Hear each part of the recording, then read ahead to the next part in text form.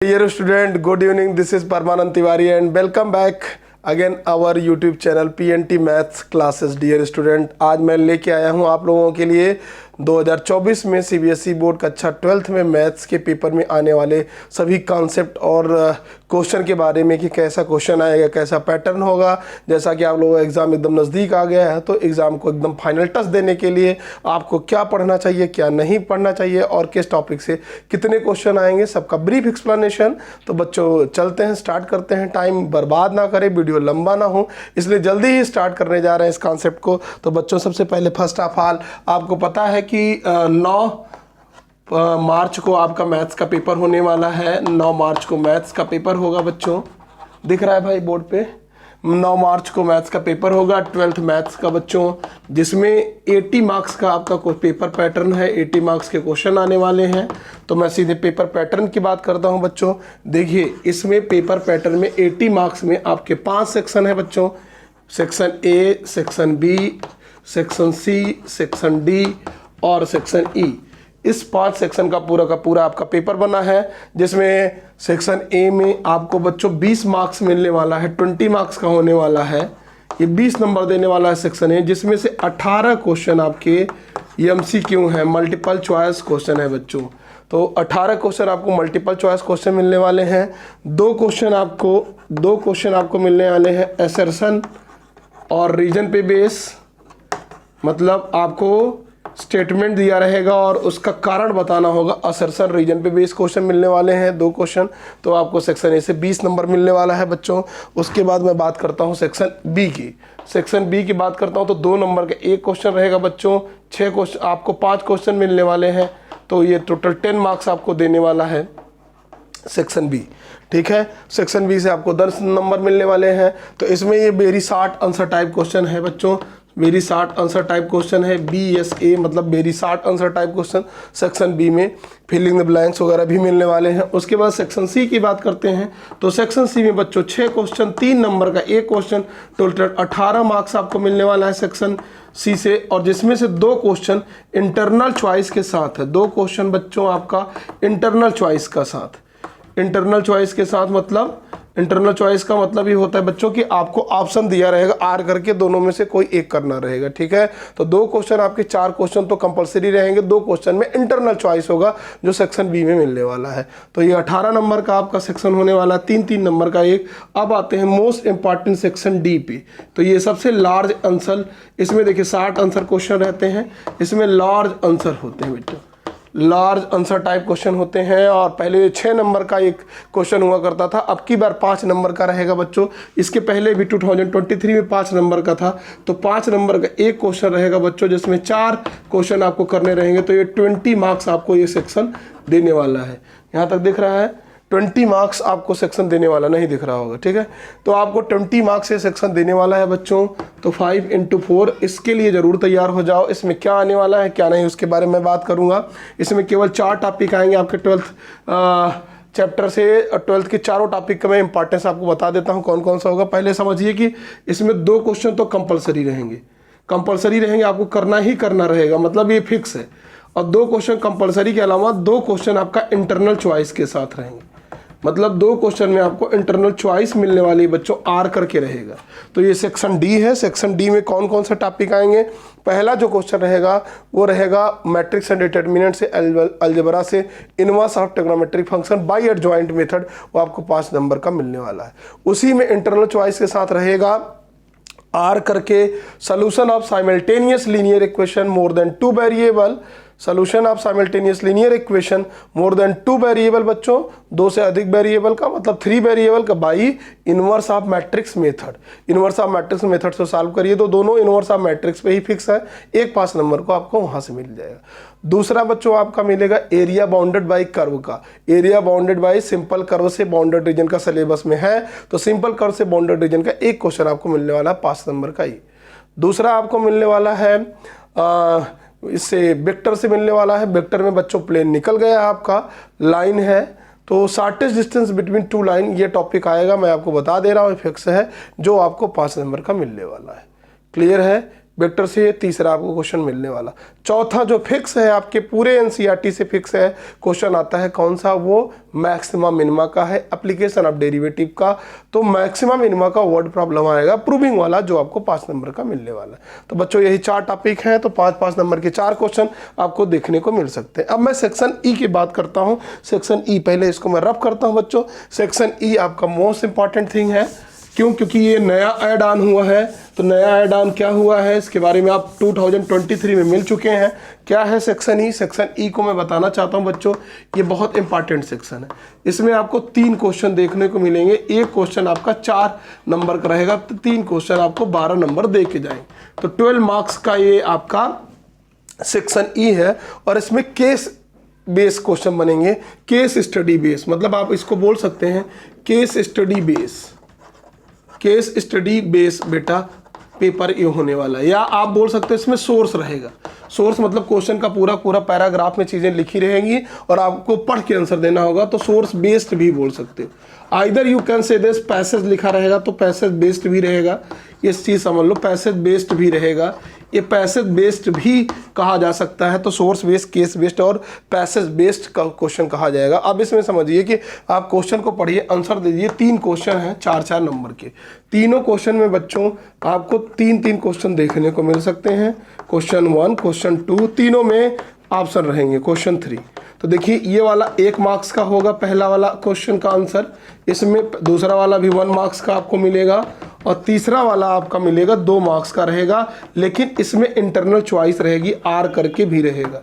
मतलब आपको 2 मार्क्स से मिलने वाला है, इसमें इंटरनल चॉइस रहेगी और तीनों क्वेश्चन में रहेगा।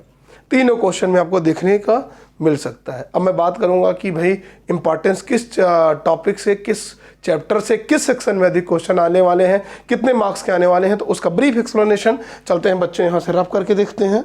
ठीक है, अब देखिए बच्चों, आपको मैं फिक्स बता दे रहा हूँ किस चैप्टर से कितना आने वाला है, क्या क्या आपको पढ़ना है। पहली चीज़ मैं बात करता हूँ यूनिट फर्स्ट आपकी relation and function, relation function और आईटीएफ इनवर्स ट्रिग्नोमेट्रिक फंक्शन, ये भी करके लिखिए फंक्शन में आईटीएफ इनवर्स ट्रिग्नोमेट्रिक फंक्शन। ये तीनों चैप्टर मिला के एक यूनिट बनाती हैं रिलेशन फंक्शन में, जिसमें इनवर्स ट्रिग्नोमेट्रिक फंक्शन है। और इन तीनों से आपको 8 नंबर मिलने वाले हैं। 8 मार्क्स का आएगा बच्चों, उससे ज़्यादा नहीं आने वाला है। तो अब 8 नंबर में क्या क्या मिल सकता है बच्चों? आपको 1 नंबर का एक क्वेश्चन एमसीक्यू मिलने वाला है इससे। दूसरा 2 नंबर का मिलेगा बच्चों। 2 नंबर का क्या मिलने वाला है? 2 नंबर का सेक्शन बी में मिलेगा क्वेश्चन। तीसरा आपको मिलने वाला है या तो 5 नंबर का, या तो केस बेस्ड स्टडी में एक आएगा 4, तो 1 नंबर का आपको एमसीक्यू मिलेगा। अब मैं टॉपिक बता रहा हूँ, टॉपिक क्या क्या हो सकता है। तो पहली चीज़ आपको टॉपिक क्या पढ़ना है बच्चों? Types of relation, transitive, symmetric और रिफ्लेक्सिव। उसके बाद इन तीनों को मिलाकर जो तीनों होते हैं, तीनों को इक्विबैलेंस रिलेशन कहा जाता है, तो इक्विबैलेंस रिलेशन पढ़ना है। उसके साथ साथ फंक्शन में आपको पढ़ना है types of function, composition of function और inverse of function. Inverse trigonometric function में बहुत ज़्यादा एनालिसिस नहीं करना है। इनवर्स ट्रिग्नोमेट्रिक फंक्शन में आपको डोमेन रेंज निकालने के लिए आ सकता है और उसके ग्राफ पर क्वेश्चन, तो ये पूरा आपको पढ़ना है, इससे ज़्यादा नहीं पढ़ना है आपको। आते हैं भैया यूनिट 2। यूनिट 2 जो है आपका वो है एलजेब्रा। एलजेब्रा की बात करते हैं तो एलजेब्रा यूनिट 2 में आपको 10 मार्क्स मिलने वाला है बच्चों। 10 मार्क्स का जो 2 चैप्टर से मिलकर बना है, एक का नाम है मैट्रिक्स और दूसरे का नाम है डिटर्मिनेंट्स। तो देखिए बच्चों, मैट्रिक्स और डिटर्मिनेंट्स में क्या पढ़ना है क्या नहीं पढ़ना है, देखिए बहुत ज़्यादा समय नहीं है आपके पास, और जो टॉपिक है मैं उसकी बात करता हूँ। 10 मार्क्स में क्या क्या पढ़ना है, बहुत ज़्यादा आपको नहीं पढ़ना है। केवल मैट्रिक्स में आप पढ़िए टाइप्स ऑफ मैट्रिक्स, इसका टाइप्स पढ़िए, टाइप्स ऑफ मैट्रिक्स क्या है, अलजेब्रा ऑफ मैट्रिक्स पढ़िए, मैट्रिक्स का अलजेब्रा क्या है, और उसके साथ साथ अलजेब्रा में खासकर मल्टीप्लिकेशन, स्पेशली अब मल्टीप्लिकेशन करिए क्योंकि मल्टीप्लिकेशन पे बेस क्वेश्चन आता है। तो 2 मैट्रिक्स का मल्टीप्लिकेशन, ठीक है, उसके लॉ और उसके कॉन्सेप्ट, उसकी थ्योरी आती है, उसके प्रॉपर्टीज पे बेस क्वेश्चन होता है। और टाइप्स ऑफ मैट्रिक्स में ध्यान रखिएगा स्पेशली सिमेट्रिक और स्क्यू सिमेट्रिक, सिमेट्रिक और स्क्यू सिमेट्रिक मैट्रिक्स मैं आपको एग्जाम में बता दे रहा हूँ। पिछली बार मैंने बताया था बच्चों, मैंने एनालिसिस करके पेपर बताया था, तो लगभग 100% क्वेश्चन 2023 में वैसे ही मेरे बताए हुए आए थे। जो पीएनटी क्लासेस दूसरा मेरा एक चैनल है उस पर आपको मिल जाएगा। ठीक है बच्चों, तो देखिए सिमेट्रिक और स्क्यू सिमेट्रिक आपको पढ़ना है, ज़्यादा स्पेशल इस पर फोकस करना है, और ये एमसीक्यू में आपको एक एक नंबर के 2 क्वेश्चन मिल सकते हैं। उसके साथ साथ हम आगे बढ़ते हैं, तो जो बड़ा क्वेश्चन मैंने कहा सेक्शन डी में मैट्रिक्स का एक 5 नंबर का आपको मिलने वाला है, inverse of matrix. Inverse of matrix, और इनवर्स ऑफ मैट्रिक्स में आपको किस मेथड से, बाय एडजॉइंट मेथड से आपको पढ़ना है बच्चों। एडजॉइंट मेथड से आपको इनवर्स ऑफ मैट्रिक्स निकालना है, तो ये भी आपको 5 नंबर में मिलेगा सेक्शन डी में, इसलिए इसका ख्याल रखना है। मैं आगे बढ़ता हूँ, थोड़ा सा देखिए बच्चों, 2 नंबर में आपको ट्रांसपोज के क्वेश्चन देखने को मिल सकते हैं, इसलिए विशेष इस पर ध्यान देना होगा। मैं आगे इसको इससे रफ करके लिख रहा हूँ बच्चों। 2 नंबर वाले क्वेश्चन आपको ट्रांसपोज पे देखने के मिल सकते हैं, इसलिए ट्रांसपोज ऑफ मैट्रिक्स भी पढ़ना है। ट्रांसपोज का जितना अलजेब्रा है, ट्रांसपोज ऑफ मैट्रिक्स आपको पढ़ना है, और उसके साथ ही साथ आते हैं डिटर्मिनेंट की। तो डिटर्मिनेंट में बच्चों, डिटर्मिनेंट में बस डिटर्मिनेंट के बेस पर सिंगुलर मैट्रिक्स होता है, तो सिंगुलर को देखना, सिंगुलर पे बेस क्वेश्चन बनते हैं। माइनर्स और कोफैक्टर्स पढ़ने हैं आपको। माइनर्स क्या होते हैं, माइनर्स और प्लस कोफैक्टर्स, कोफैक्टर्स क्या होते हैं ये पढ़ना है। प्लस डिटर्मिनेंट का आपको प्रॉपर्टीज पढ़नी है। प्रॉपर्टीज में बेस क्वेश्चन आपको एक जरूर मिल जाएगा 3 नंबर का, जो आपको देखने को सेक्शन सी में मिलेगा। उसके बाद मैं प्रॉपर्टीज के बाद बात करता हूं बेटा डिटर्मिनेंट पर बेस। डिटर्मिनेंट और मैट्रिसेस पे बेस आपको solution of simultaneous linear equation more than 2, मतलब 3 वेरिएबल के इक्वेशन का सॉल्यूशन, मतलब a1x plus b1y plus c1 is equal to 0, या d1 कर लेता हूँ, d1 a2x plus b2y plus c2 is equal to d2, और a3x plus b3y plus c3z, यहाँ पे z कर लीजिए, z तीसरा वेरिएबल है, इज इक्वल टू d3। तो ये 3 वेरिएबल का 3 इक्वेशन है। इस टाइप के इक्वेशन का सॉल्यूशन निकालने के लिए सेक्शन डी में मैंने कहा 5 नंबर में आएगा, आर करके आएगा, इनवर्स ऑफ मैट्रिक्स या तो ये, लेकिन इसमें भी इनवर्स ऑफ मैट्रिक्स का कॉन्सेप्ट लगेगा ही लगेगा। इसलिए इस बात को समझिए कि इनवर्स ऑफ मैट्रिक्स का ही ये कॉन्सेप्ट है बच्चों, और कहीं से नहीं आया है। ठीक है, मैं इसको रफ कर रहा हूँ। डिटर्मिनेंट की कहानी खत्म किया और मैट्रिसेस की कहानी खत्म किया बच्चों। अब आते हैं आपका जो सबसे बड़ा यूनिट है, यूनिट थर्ड। यूनिट थर्ड है आपका, यूनिट थर्ड बच्चों, इसमें ये कितने नंबर का आने वाला है, इसका नाम है बच्चों कैलकुलस। कैलकुलस, कैलकुलस में बच्चों 2 पार्ट में है, एक डिफरेंशियल कैलकुलस है, एक इंटीग्रल कैलकुलस है। तो डिफरेंशियल कैलकुलस, डिफरेंशियल कैलकुलस ये आपको बच्चों एनसीईआरटी के फर्स्ट बुक में मिलेगा, और इंटीग्रल कैलकुलस, इंटीग्रल कैलकुलस ये आपको मिलेगा एनसीईआरटी के सेकंड बुक में। सेकंड एनसीईआरटी की जो बुक है एनसीईआरटी 12th की, उसमें सेकंड में मिलेगा, फर्स्ट एनसीईआरटी में मिलेगा ये आपको। अब देखिए बच्चों, टोटल कितने मार्क्स का आने वाला है, ये 35 मार्क्स का आने वाला है। ठीक है, तो क्या क्या पढ़ना है, क्या क्या नहीं पढ़ना, इसका इंपॉर्टेंस आप समझ रहे हैं। पूरा लगभग 40% से लेके 50% के बीच का पूरा पेपर यही कवर कर रहा है। तो 80 नंबर का पेपर है, तो 8 चौके 32, 40% में 32 नंबर है, तो 40 से 45 के बीच में आपका आ रहा है। सोचो कितना इंपॉर्टेंस है इस यूनिट का। तो इसमें क्या क्या आने वाला है, मैं टॉपिक यहाँ पे लिख रहा हूँ, इसका स्क्रीनशॉट जरूर ले लेना। पहला तो आपको कॉन्टिन्यूटी का, कॉन्टिन्यूटी का एक क्वेश्चन मिलेगा 4 नंबर का।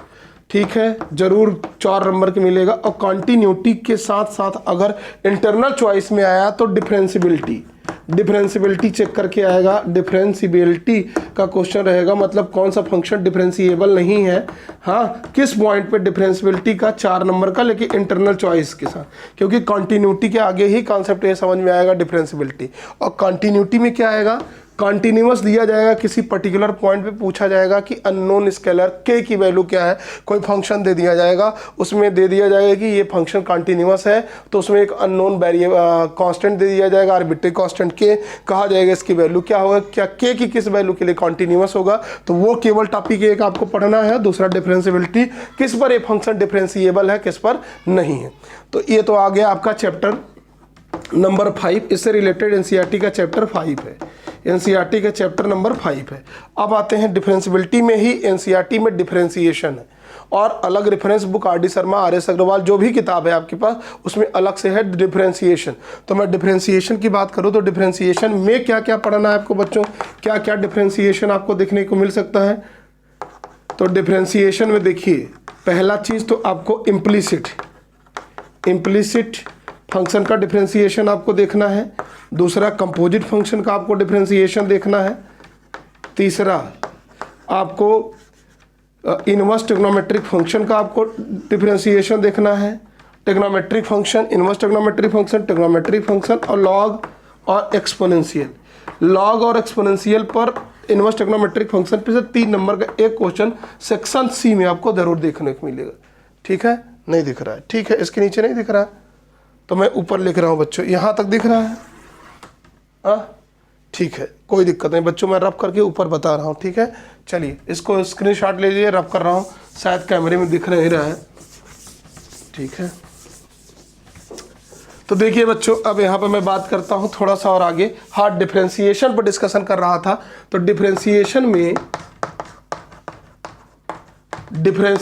देखो बच्चों आपका क्या आने वाला है, मैं दूसरे कलर से इसको लिख रहा हूँ, क्या क्या समझिए इसमें। डिफरेंशिएशन में पहला आपका आने वाला है इम्प्लिसिट फंक्शन का, यहाँ से दिख रहा है इम्प्लिसिट फंक्शन का डेरिवेटिव, इम्प्लिसिट का पढ़ना है, कंपोजिट का पढ़ना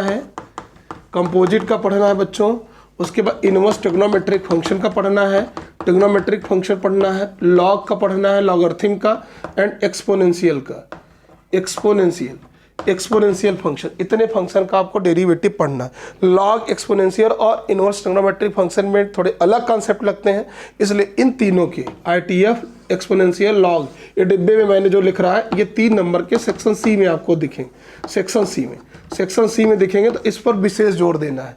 कंपोजिट तो आप चेन रूल से कर ही लेंगे, इम्प्लिसिट को आप कर ही लेंगे, उसके कॉन्सेप्ट तो पढ़ चुके होंगे। अगर एग्जाम आ गया, अगर ये वीडियो आज देख रहे हो तो इसका मतलब आप एकदम तैयारी एकदम नज़दीक पहुंच गए होंगे।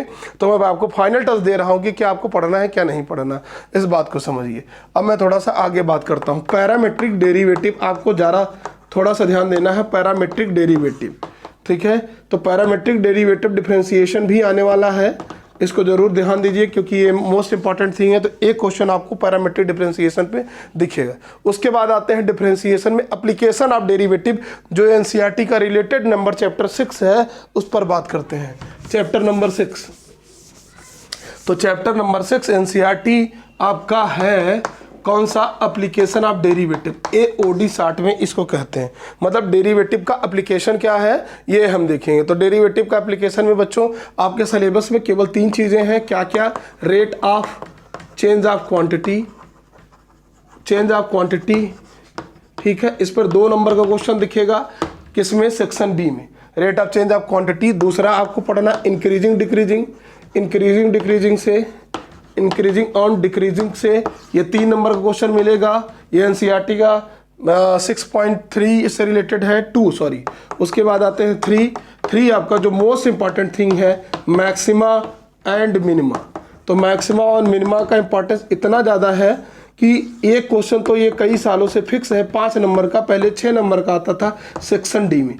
अभी मैंने बात किया ना सेक्शन डी, तो सेक्शन डी में 5 नंबर का एक क्वेश्चन मैक्सिमा मिनिमा याद करके रखिए, दूसरा इनवर्स ऑफ मैट्रिक्स, 2 तो हो गए 5 नंबर के, 4 क्वेश्चन आने हैं। चारों में हो सकता है इंटरनल चॉइस हो, तो 2 में इंटरनल चॉइस होंगी, 2 फिक्स रहेंगे। इंटरनल चॉइस में भी इसी टॉपिक से आएगा जिसकी मैं बात कर रहा हूँ 5 नंबर की। तो मैक्सिमा मिनिमा ये एप्लीकेशन ऑफ डेरिवेटिव से है। यहाँ से आपकी पूरा आधा सिलेबस, आधा 40 नंबर कवर हो जाता है, 1 नंबर से लेके 40 नंबर तक। अब आधा आपका स्टार्ट होगा सिलेबस इंटीग्रल कैलकुलस से, तो इसका स्क्रीनशॉट ले लीजिए। इंटीग्रल कैलकुलस में आपको क्या पढ़ना है क्या नहीं, इसके बारे में मैं बता रहा हूँ। आपको बहुत ज़्यादा कॉन्सेप्ट में भागना नहीं है। इंटीग्रेशन 2 टाइप का इंटीग्रेशन होता है, आपको पता ही है। तो इंटीग्रेशन में बच्चों आपका इंटीग्रेशन में डिफिनिट और इनडिफिनिट इंटीग्रेशन और डिफिनिट इंटीग्रेशन। देखो बच्चों, इनडिफिनिट इंटीग्रेशन के सारे कॉन्सेप्ट पढ़ने हैं जितने आपके एनसीईआरटी में हैं, सबको सब मिल जाएंगे। मैं क्या क्या है बात करता हूँ। पहला तो आपको सब्स्टिट्यूशन मेथड से इंटीग्रेशन, दूसरा आपको पढ़ना है पार्शियल फ्रैक्शन मेथड से, तीसरा आपके डायरेक्ट जो फार्मूले हैं, कौन से, अंडर रूट वाले फार्मूले, जैसे इंटीग्रेशन 1/√x² प्लस a², या इंटीग्रेशन 1/√x² माइनस a², ठीक है। तो ये सब जो फार्मूले हैं, उसके साथ साथ dx, उसके साथ साथ ये इंडिविजुअल न्यूमरेटर में आ जाए तो ये सारे फार्मूले, ठीक है। ये सारे फार्मूले पे बेस क्वेश्चन बनेंगे, इनकी प्रॉपर्टी पर ध्यान देना है, ठीक है। अब आगे पढ़ते हैं इंटीग्रेशन बाय पार्ट्स।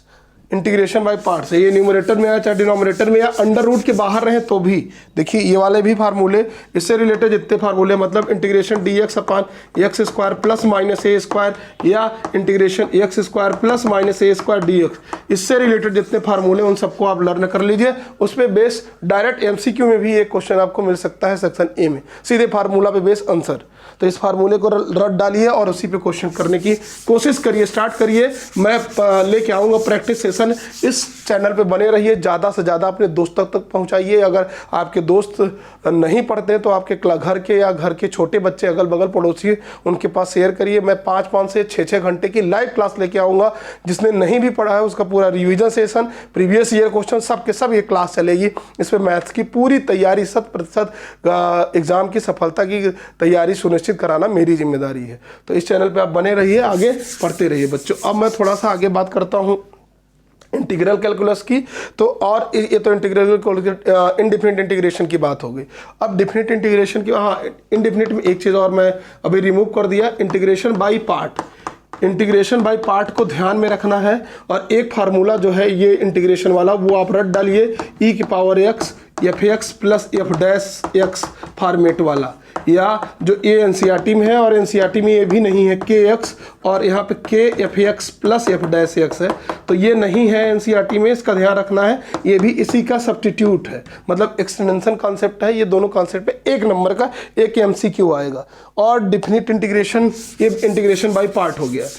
अब इंटीग्रेशन बाय पार्ट में ये भी ध्यान रखना है कि ऐसे फंक्शन जिसमें सेकंड फंक्शन आपको नहीं मिलता है तो 1 कंसीडर एज सेकंड फंक्शन, वो भी पढ़ना है, क्योंकि वो क्वेश्चन आपको 3 नंबर में जरूर मिलेगा जिसमें कंसीडर एज 1 सेकंड फंक्शन होगा। जैसे इंटीग्रेशन आप log x या साइन इनवर्स x है, जैसे आपसे कहा गया भैया log x, हाँ, तो अब भाई इसमें क्या है, कोई फंक्शन नहीं तो 1 को सेकंड फंक्शन मानेंगे, या inverse of sine inverse x तो 1 × dx। इस टाइप के क्वेश्चन आपको देखने को मिल सकते हैं और इसको ही पढ़ना है आपको। अब आते हैं डिफिनिट इंटीग्रेशन पे। तो डिफिनिट इंटीग्रेशन पे बच्चों, डिफिनिट इंटीग्रेशन की बहुत सारी प्रॉपर्टीज हैं, सारी प्रॉपर्टी आप रट लीजिए, लेकिन क्वेश्चन किस पर देखने को मिलेंगे। डिफिनिट इंटीग्रेशन की बहुत सारी प्रॉपर्टी है। मैं प्रॉपर्टी 0 से a f(x) dx की बात करता हूं, तो इस प्रॉपर्टी के हिसाब से ये बेटा f a - x dx, इस प्रॉपर्टी पे जरूर क्वेश्चन देखने को मिलेंगे।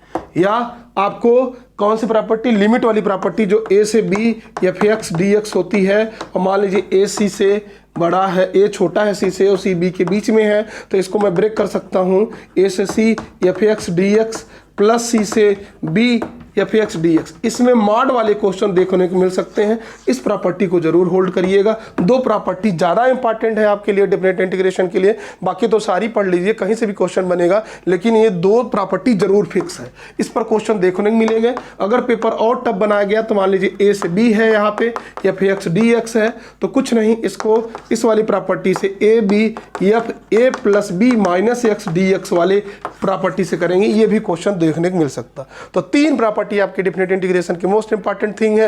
अगर तीनों आपने पढ़ रखे हैं, प्रॉपर्टी रट डाली है, तो कोई दिक्कत नहीं है, आप अच्छे से क्वेश्चन कर पाएंगे। इसमें मॉड वाले क्वेश्चन आपको देखने को मिल सकते हैं और मिलेंगे, श्योर है। मैं इसको रब कर रहा हूं, आप देख लीजिएगा पेपर, फिर है उसके बाद पेपर आने के बाद कमेंट जरूर करिएगा, तब आपको समझ में आएगा, हमें भी मोटिवेशन मिलता है कि हमने जितनी मेहनत की आपके लिए वो सही है कि नहीं।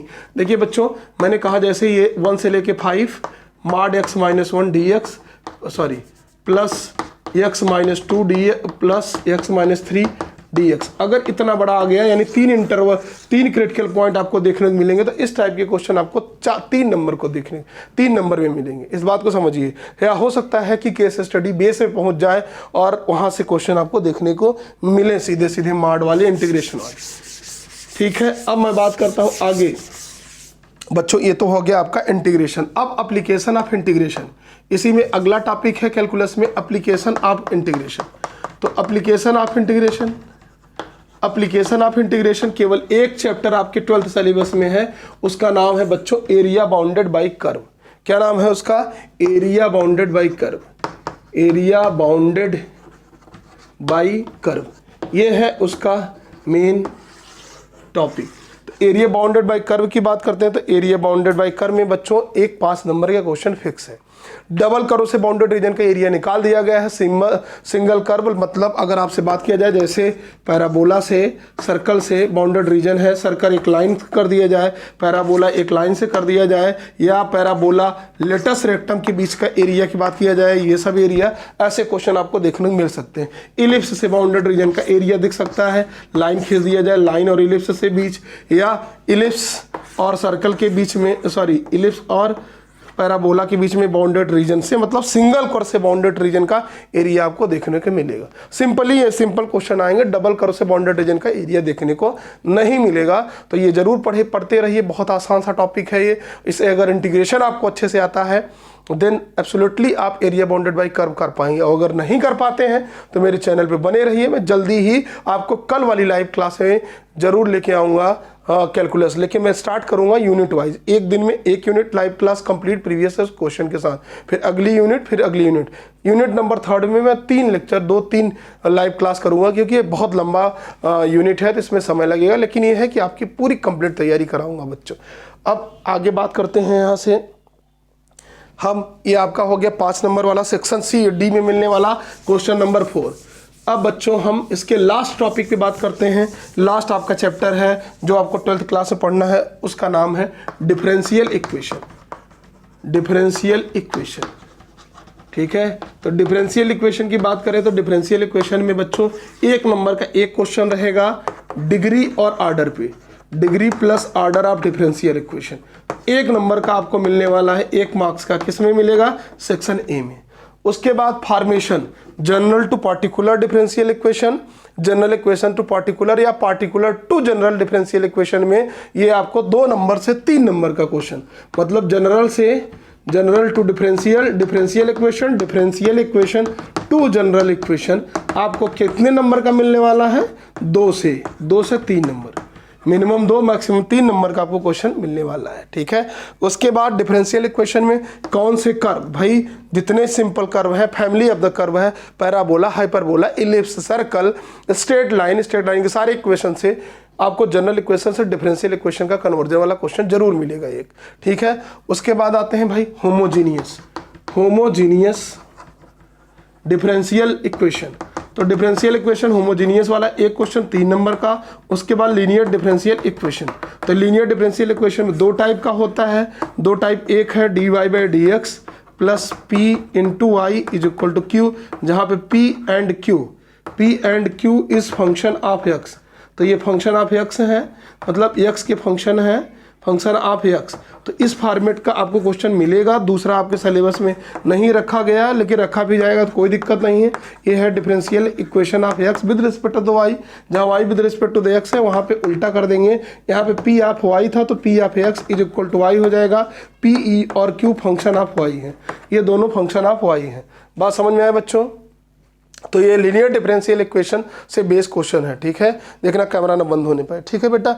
अब थोड़ा सा और आगे बात करता हूँ। ये आपका पूरा का पूरा यूनिट 3 जो 35 नंबर का आने वाला है वो कंप्लीट हो गया, कैलकुलस, जिसमें हमने बात की डिफरेंशियल कैलकुलस की और इंटीग्रल कैलकुलस की। अब बच्चों हम बात करते हैं जो आपका इम्पॉर्टेंट है और आसान सा यूनिट है, वो है vector and 3D। Vector and 3D ये कितने नंबर का? 14 नंबर आपको दे के जाएगा। तो बेटा 14 नंबर का है आपका यूनिट नंबर 4। यूनिट नंबर 4, अब यूनिट नंबर 4 में क्या आपको पढ़ना है क्या नहीं पढ़ना, सिलेबस जो लिखा है वो तो रहने दो CBSE, लेकिन मैं आपको जो बता रहा हूँ क्या पढ़ना है क्या नहीं। तो देखिए ये है वेक्टर अलजेब्रा। वेक्टर अलजेब्रा इसका नाम है बच्चों। वेक्टर अलजेब्रा भी आपको क्वेश्चन देखने को कौन सा मिलेगा? Algebra of vector. Algebra of vector में कौन सा? Scalar multiplication, triangle law, parallelogram law, इससे आपको क्वेश्चन मिलेगा, एक क्वेश्चन जरूर मिलेगा 1 नंबर का, ठीक है। उसके बाद आते हैं वेक्टर प्रोडक्ट। ये सबसे मोस्ट इंपॉर्टेंट है बच्चों, इसको तो अभी से तुरंत उठाओ और पढ़ डालो। वेक्टर प्रोडक्ट, वेक्टर प्रोडक्ट में भाई 2 टाइप के होते हैं, एक डॉट वेक्टर प्रोडक्ट होता है, एक क्रॉस होता है। तो क्रॉस और डॉट दोनों की प्रॉपर्टी पे बेस क्वेश्चन बनने वाले हैं। जरूर क्रॉस पे स्पेशली, क्योंकि आपको पता होना चाहिए, मान लीजिए दो वेक्टर है ए क्रॉस बी है, तो इससे जो इसका अगर मॉड ले लेंगे तो ये पैरेललोग्राम बनता है और वेक्टर ए और वेक्टर बी को मिला के इसका एरिया दे देगा, हाफ कर देंगे तो इससे बाउंडेड जो ट्रेंगल बनेगा, वेक्टर ए मान लीजिए ये है कोई ट्रेंगल है ए और बी, वेक्टर ए और वेक्टर बी से जो बाउंडेड रीजन का ट्रेंगल बनेगा उसका एरिया निकल जाएगा। तो इस पे बेस प्रॉपर्टीज क्वेश्चन बहुत आते हैं क्रॉस प्रोडक्ट पे, जो आपको करना है। तो dot product cross vector dot product cross product और अलजेब्रा आप वेक्टर आपको पढ़ना ही पढ़ना है। क्लियर है? उसके अलावा सेक्शन फार्मूला आप पढ़ लीजिए, आपका पूरा का पूरा वेक्टर कंप्लीट हो गया। सेक्शन फार्मूला का ही एक्सटेंशन मिड पॉइंट फार्मूला है, ये आपको पढ़ने हैं वेक्टर में। अब आते हैं 3D में। तो 3D में तो लाइन रह गया है, प्लेन को सिलेबस से निकाल दिया है। तो 3D में डायरेक्शन कोसाइन, डायरेक्शन रेशियो और इक्वेशन ऑफ लाइन, ठीक है, जितने केस हैं कार्टेशियन फॉर्म में और वेक्टर फॉर्म में इक्वेशन ऑफ लाइन के, मतलब एक पैरेलल वेक्टर गिवन है तो इक्वेशन लाइन क्या होगा, या कोई वेक्टर दो पॉइंट से पास करेगी उसका वेक्टर इक्वेशन और कार्टेशियन इक्वेशन क्या होगा, ये पढ़ना है। तीसरा जो 5 नंबर का आपको मिलने वाला है, shortest distance between two lines, ठीक है, दो लाइन के बीच में शॉर्टेस्ट डिस्टेंस वाला फार्मूला, वही जो आप जानना चाहते हैं। ऊपर क्रॉस प्रोडक्ट, नीचे मॉड, ऊपर cos थीटा, मतलब उसके कार्टेशियन फॉर्म और वेक्टर फॉर्म दोनों आपको पढ़ने हैं। शॉर्टेस्ट डिस्टेंस बिटवीन 2 पॉइंट्स, उसके अलावा angle between 2 lines, shortest distance between 2 line, shortest distance का फार्मूला, शॉर्टेस्ट डिस्टेंस पढ़िए, और एंगल बिटवीन 2 लाइन्स, 2 लाइन के बीच में एंगल, मतलब cos थीटा से निकालिएगा आप, क्योंकि डॉट प्रोडक्ट्स वाला आएगा साइन थीटा से नहीं, ठीक है। तो वही होता है, दो वेक्टर है मान लीजिए cos थीटा, तो क्या होगा, vector A dot vector B upon mod of vector A mod of B. तो इस फार्मूले पे बेस आपको क्वेश्चन मिलेगा, जरूर मिलेगा। तो 14 नंबर इतना 3D और वेक्टर कवर करेगा, जिसमें से 5 नंबर शॉर्टेस्ट डिस्टेंस पर फिक्स है, ठीक है। किसमें? सेक्शन डी में। अब हम बात करते हैं आपकी सबसे छोटी यूनिट पूरे सिलेबस की, जो केवल एक क्वेश्चन देगा, वो भी केस स्टडी बेस में जाने वाला है, जिसका नाम है लीनियर प्रोग्रामिंग। सेक्शन ई में देखने को मिलेगा, 5 नंबर के क्वेश्चन उस पर मिल सकते हैं। तो लीनियर प्रोग्रामिंग प्रॉब्लम, ठीक है, LPP 5 नंबर का है लीनियर प्रोग्रामिंग प्रॉब्लम। ये आर करके सेक्शन डी में भी आ सकता है, क्योंकि 5 नंबर से ज़्यादा नहीं आना है। अगर केस स्टडी बेस में आएगा तो 4 नंबर में आएगा, और 1 नंबर का MCQ में आ जाएगा। तो लीनियर प्रोग्रामिंग प्रॉब्लम में तो भाई आप पढ़ ही चुके हैं, केवल 5 नंबर का छोटा सा टॉपिक है। यूनिट नंबर 5 है। यूनिट नंबर 6 की बात करते हैं, जिसका नाम है प्रोबेबिलिटी। तो प्रोबेबिलिटी की कहानी सुनिए बच्चों, ये 8 नंबर का आपको मिलेगा, और इसमें से आपको क्या क्या पढ़ने हैं, कंडीशनल प्रोबेबिलिटी पढ़नी है, रैंडम वेरिएबल्स की टोटल प्रोबेबिलिटी थ्योरम पढ़ना है, मल्टीप्लिकेशन थ्योरम पढ़ना है, बायस थ्योरम पढ़ना है, बस इतना। बायनोमियल डिस्ट्रीब्यूशन से भी एक आध क्वेश्चन आपको देखने को मिल सकता है, लेकिन इतना पढ़ लीजिए, आपको 8 नंबर तो मिलने वाला है। तो ये आपका पूरा कंप्लीट होल सिलेबस, जिसके बारे में मैंने बात किया, 80 मार्क्स का आपको क्या पढ़ना है क्या नहीं पढ़ना है, ब्रीफ एक्सप्लेनेशन बच्चों। अब मैं इन्हीं कॉन्सेप्ट के साथ पूरा मैं नेक्स्ट वीडियो लेक्चर में आपको पूरे सिलेबस की गारंटी के साथ वीडियो लेक्चर लेके आ रहा हूं, जिसमें लाइव और रिकॉर्डेड वीडियो दोनों मिलने वाले हैं। तो चैनल को बच्चों सब्सक्राइब करो, ज़्यादा से ज़्यादा लाइक करो, और मैं मिलता हूं आपसे नेक्स्ट वीडियो लेक्चर में। तब तक के लिए जय हिंद।